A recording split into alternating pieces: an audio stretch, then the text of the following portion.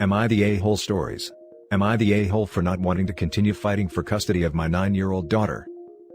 I know the title will automatically have many call me the a-hole, but I am really struggling with my situation. My ex and I share our daughter 50-50. We do not have the best relationship, constantly in and out of court since my daughter was 1. She married into money, has everything she's ever wanted, more children, multiple cars, etc., but she still wants full custody of our daughter. When the pandemic started, she kept our daughter claiming I would expose her. She refused to let me see her or talk to her for 2 months. I, of course, contacted the police multiple times who did nothing and my attorney couldn't do anything. When restrictions were lifted, I was reunited with my daughter. Things were great for the first couple of days, but then her attitude changed. She was always sad and crying. Took a while, but my wife and I were able to create a safe enough space for her to share her feelings. Long story short, what she shared made me report it to CPS with the consultation of my attorney. When CPS finally got involved, the investigator found nothing, but my ex essentially blamed everything on me. Apparently during the time my ex didn't allow me to see my daughter, she had our daughter write a diary of how unhappy she was with me and my wife, how mean and horrible we are to her, what we do to her, all of which are complete lies. The CPS investigator confirmed that's what my daughter said, and has the diary as proof. We were being charged with all these allegations, and we lost custody. When it was time to say goodbye, my daughter was sobbing saying that she was sorry for lying. She explained that her mother made her write those things. She said it's easier to live with mom than with me, because if she stopped loving me and my wife, her mom will be happy.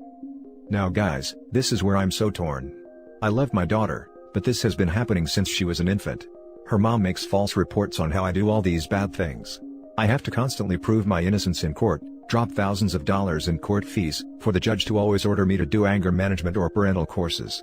My attorney says I will have to do a step-up program under supervision to see my daughter again. I have to talk to a therapist, take more courses, get counseling for me and my wife, among other things. This still doesn't ensure that I will be able to see my daughter again. My attorney also says that if given custody back, I will have to be very careful with my daughter, because since she made these allegations, the next time mom wants to try something, they will automatically take her away and I could face jail time. I'm exhausted, so tired of this uphill battle for me to constantly get pushed back down. I wonder if it would be easier, not only on me, but my daughter. Eliminating me from her life could make it easier on her. Again, I know I sound like an a-hole, I probably am. I just don't know what to do anymore. Now for the top comments. Not the a-hole. Seriously man, you are not an a-hole for putting yourself first, after being defeated against impossible odds. It is too much for you to handle, and there is nothing wrong with admitting defeat and re-establishing a relationship with your daughter at say 18, or maintaining one over the internet or phone. Unless of course she is being abused by your ex-wife, I don't think you deserve to be judged for giving up on this battle. My hope is that I have established a strong enough foundation with her. I fought for the last 8 years, creating this strong bond with her. She knows I love her no matter what, and that her door is always open. Nothing can change what we feel for her. I hope when she is old enough, she will seek a relationship with me. Talk to her and try to explain why you are forced to abandon your battle. Also be sure to talk to her and not make her feel as if you have forgotten her. Also, if anything could be arranged for visitation, do look into it. P.S. Why wouldn't she tell the court that she was forced to lie, and that her mother coerced her to commit perjury? I did talk to her. We all sat down as a family and explained the situation as best as we could. We are waiting to see if mom approves visitation. If she does, she explained that she's too scared to tell the truth, that mom made her lie. Her mom explained that if she were to tell the truth, they'll lose all their money, their cars, and all of her toys. I have no grounds to give advice or judge you. I'll share my idea and you can tell me back if I'm crazy or an A. Make a pact with your daughter. Keep however many visitations you are allowed and play your wife's games. Tell your daughter how much you love her, but you will step back and stop this war. Every time you see her, tell her how much you love her, and keep in touch. In 5 years or so, she will have more power to decide what she wants. Don't disappear from your daughter's life, but show to her that you never stopped loving her, and that you will never forget her. 9 years old are already smart and they are aware of things around them. What is wrong and what is right. Make sure that there is no doubt in her mind that you love her wholeheartedly. Keep in constant contact with her, like getting her a cell phone or something, so you can call or chat with your daughter. Give her a plushie or something cute, so that she can remember you by. Not the a-hole. If you're facing the possibility of jail time, but I agree, continue to show and tell her that you love her unconditionally for the rest of her childhood. If you aren't able to spend time with her in the same physical space, do video chats, write letters, email, call, message, weekly, at least. Send her packages for special occasions, but also just when you see things that remind you of her. Share things about yourself, and ask about her so she still feels like you know her, and she knows you. Do not stop the communication, even if it's only one way. If for some reason you don't think she'll see these communications because your ex will intercept, then keep a record/copy of any communication, or gift to give to her at a later date. Every letter, email, or gift you would have sent. Good luck, OP. The next story is titled, Am I the a-hole for kicking my brother out when he yelled at me for having a baby? I have 2 kids, from 2 previous relationships, and I'm now with my boyfriend, who also has 2 kids from a previous relationship. We both have full custody, and we've been living together for about 2 years now in a 3-bedroom house, and while on paper it might sound like we're kind of crammed in here, we're really not, as each room is large enough that if you split it in half, you'd still have an above-average sized bedroom. I'd say on the whole, we're comfortable enough when it comes to money/lifestyle and can adequately provide for the kids, but we're not rich. My boyfriend and I had previously agreed on not having additional children, as the 4 we have are already enough, but a month ago I found out I was pregnant. I told my boyfriend, and we talked and decided to keep the baby, but this is absolutely the last one. My brother, 3 years my senior, just got kicked out by his wife. We agreed that he could stay with us. He came here about a week ago, and we said he could stay on the sofa bed until November. We told our kids, and my brother, about the baby yesterday at dinner. Kids took it great, brother didn't, as he said, "Are you freaking kidding me?" I asked to speak to him in the office and asked him what the issue was, and he then began telling me this was a horrible idea, that we already have 4 kids and don't need a 5th, especially as I now have 3 kids with different dads, and that a 5th kid would reduce the quality of life of the other 4. I told him it doesn't work like that, and he said as the oldest of 4 kids, he can confirm it does work like that, and having 5 kids was unjustifiable because it means less time/resources for the others, especially given the size of the house. I said give me one example from our childhood where someone went without because of the number of children, and he responded that he didn't get to go on the school ski trip in his final year of secondary school because our sister had to go to A&E, ER/emergency room, the morning of the trip, so he missed the bus. I told him that was 15 years ago, grow the hell up. He argued that he was shoved aside, even though our parents were wealthier than me and my boyfriend, and mom was a stay-at-home mom, and that we didn't even want a 5th kid initially, and we had options that we could look into adoption/termination, and I told him to get out of my house. That was last night. We're now into the next day, and while my boyfriend supports my choice, both brothers and my parents have called me to say I was a jerk. It was one disagreement, and while they know my brother overstepped massively, I shouldn't have kicked him out or told him to grow the hell up, as both of those things were too far, and he's now stuck in the only available hotel, which is nearly £100 a night, and not in his budget long term, and I've put him in a difficult position over a conversation that my family feel was justified, as he's concerned about me/my kids. Am I the a-hole for kicking him out? Info: my brother never had to parent anyone. If there was any parentification among my siblings, it was put on me and my sister because, despite being the middle children, we were mature compared to our brothers. My older brother always got to do his extracurriculars, was always going out with friends. Hell, I was packing his lunches when I was 13 and he was 16. Which is why I'm determined to not let that happen with my kids.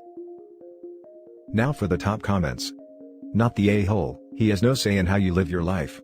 Warning, personal opinion though, I must point out, 5 kids, and promising, this is the absolute last lol, my goodness then get it nipped, I am stressed out for you handling 5 kids.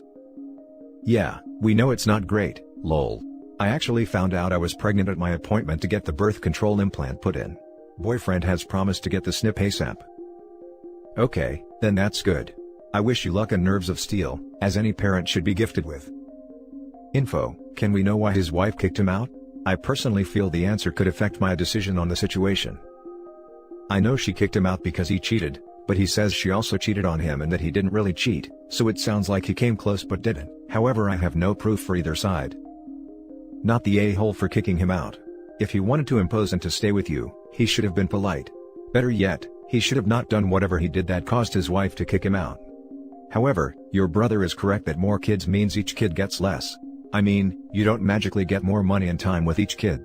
With 4 kids plus BF and you, assuming you give yourself time and your BF time, everyone gets 1/6 of your resources.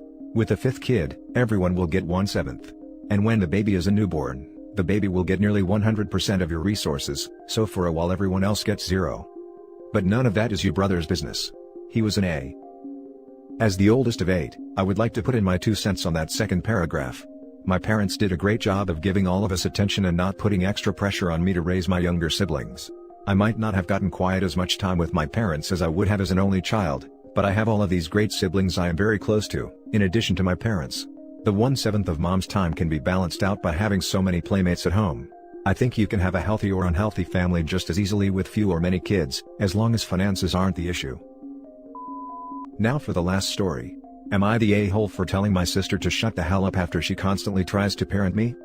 Backstory: my sister moved back in about 8 or 9 months ago, since she couldn't afford her apartment, and her college is fully online now.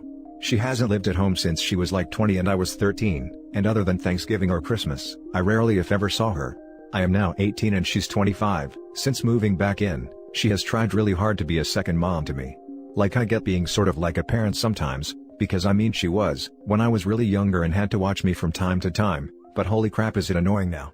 We all work full-time jobs, so most of the time, we are too busy to deep clean the house or consistently do the dishes, or really anything until one of us has the days off.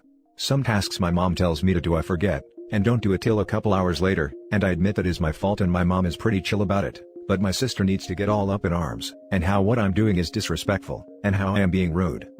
Main story: about 2 days ago while at work, my mom texted me to take out the trash before I go to bed, and when I got home, everyone was already asleep. I totally forgot to take it out and apologized to my mom and she was fine with it. But yet again my sister had to make a big deal out of it and said that I'm being super disrespectful, and how my attitude can never work in the real world. This is where I might be the a-hole. I said, "Can you please shut the hell up? You're not my freaking mom, so get off my butt." I just went to my room after that, cause I really didn't want to hear her scream about how entitled I am, or how I am disrespectful. When I got home from work yesterday, my PS4 and cable box weren't in my room, and my sister grounded me for being, you guessed it, disrespectful. I was pretty mad at this point and asked my parents to get my stuff back, which they did, but said I was way out of line for my comment and then made me apologize to her. She didn't need to apologize for literally stealing my stuff and grounding me. Am I the a-hole? Now for the top comments. Not the a-hole, but you need to call a house meeting, and sit everyone down and lay down some ground rules. You and your parents have been growing up together. I mean, you've been growing up and they've been growing their treatment of you up this whole time, and your sister has been left 5 years behind. So, catch her up. You're an adult now, and only your parents get to give you orders. She's your sister, not your babysitter, and you don't owe her any respect that she doesn't return. However, given the fact that she did take care of you when you were younger, you do need to cut her some slack. She took responsibility for you, to the benefit of all, so give a little, and let her catch up. I get your point, but not every situation in which an older kid is sometimes in charge of the younger ones is branification. Using it in this way diminishes actual situations where kids are given inappropriate responsibilities. Not the a-hole. Your sister isn't making it in the real world either. She moved back in. She's insecure about that, and is taking it out on you. Your parents are absurd though for allowing her to take your stuff and ground you. They are giving her power over you, and that's messed up. Address it with the parents. If they do nothing next time, call the police. She isn't a parent. It is theft. She never did college, but she hated her job that she was doing when she moved out and started college when she was 23. Not the a-hole. You don't owe her much respect if she's treating you like that. I'm not sure your sister understands that you don't answer to her either. Just ignore her next time if possible. Can you lock your room? This a million times. I came home from school one day to my elder sister just sitting in my bedroom floor using my things. She was asking for hair products and all that. I didn't say anything to her because she would have blown up. I just bought 2 giant C-hooks, screwed one to the door, one to the wall, and padlocked them. The problem wasn't mine anymore. And that's it for this video, guys. If you have thoughts to share, leave a comment below. Don't forget to hit like and subscribe if you like this content. I'll catch you in the next one. Good day everyone.